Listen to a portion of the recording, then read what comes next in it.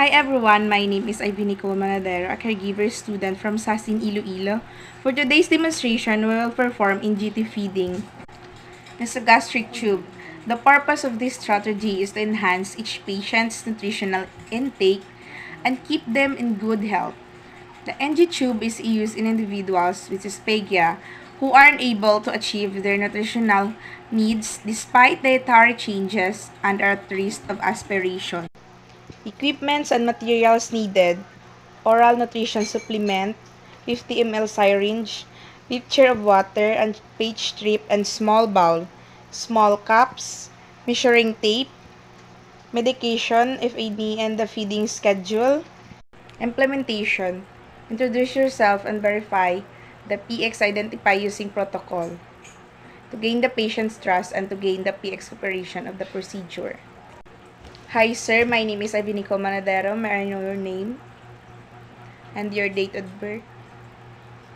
So, explain the procedure to PX. Inform the client that the feeding should not cause any discomfort but may cause a feeling of fullness. So, I will perform hand hygiene. Hand washing prevents the spread of microorganisms.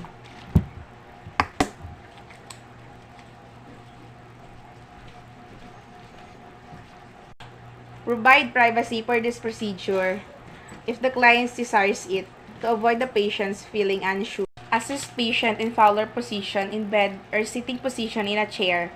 The normal position for eating.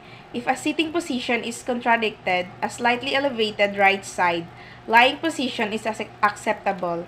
Elevation of the head at least 30 degrees during tube feeding.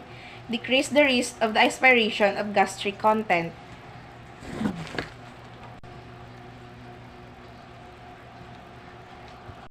Check the feeding tube placement.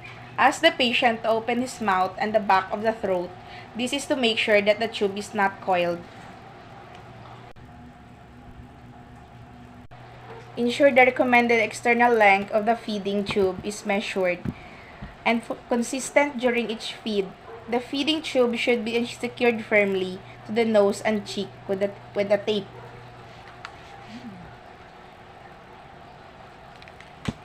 To check if the feeding tube is in the stomach, withdraw some gastric content with a syringe. If you're unable to obtain gastric content, lie the patient on their left side. Inject 10 to 20 millimeters of air into the tube and make another attempt to withdraw gastric content. If you're still unable to obtain gastric content, please wait 15 to 30 minutes and try again.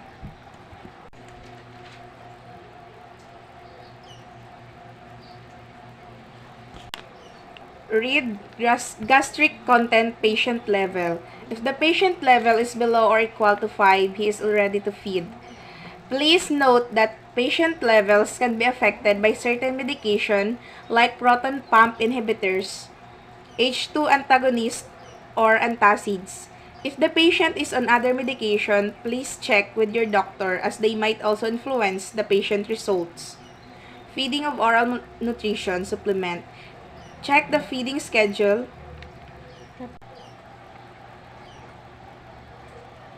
Feeding of oral nutrition supplement. Check the feeding schedule. Attention, do not warm up oral nutrition supplement. Prepare the correct amount of oral nutrition supplement prescribed. If the oral supplement has been in the fridge, though it for 15 minutes before use, prevent air entry into the stomach by kinking the feeding tube before connecting the syringe.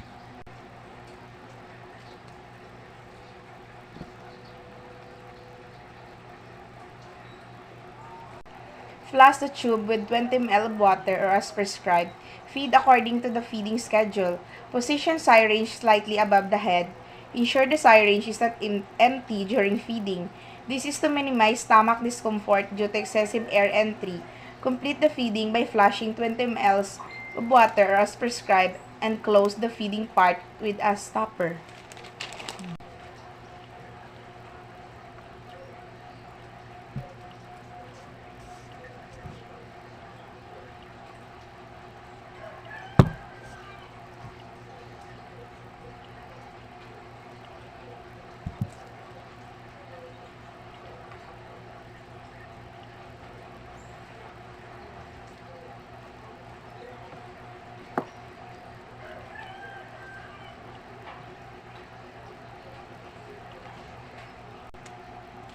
Feeding medication. Flush the feeding tube with 20 ml water or per prescribed. Pour medication to syringe. After administering the medication, remember to flush the feeding tube with 20 ml water or as prescribed. The patient should remain seated for at least 1 hour to prevent gastric reflux. Feeding medication. Ensure right medication is being prepared. Crush the medication finely, or attention. Some tablets and capsules should not be crushed. Dissolve the pills in lukewarm water. Connect the syringe without the plunger to kink feeding tube. Before feeding the medication, flush the feeding tube with 20 ml water or per prescribed. Pour medication into the syringe. After administering the medication, remember to flush the feeding tube with 20 ml water or as prescribed. The patient should remain seated for at least 1 hour to prevent gastric reflux.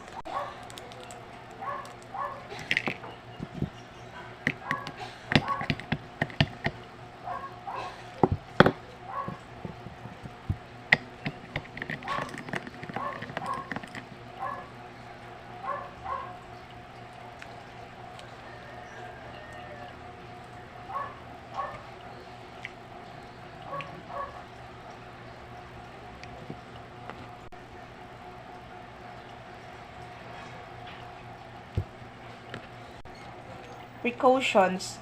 Do not mix medication with oral nutrition supplement. Administer feeds prescribed by your healthcare professional. Fill the syringe with water with a plunger. Apply pressure to flush and unblock the tube.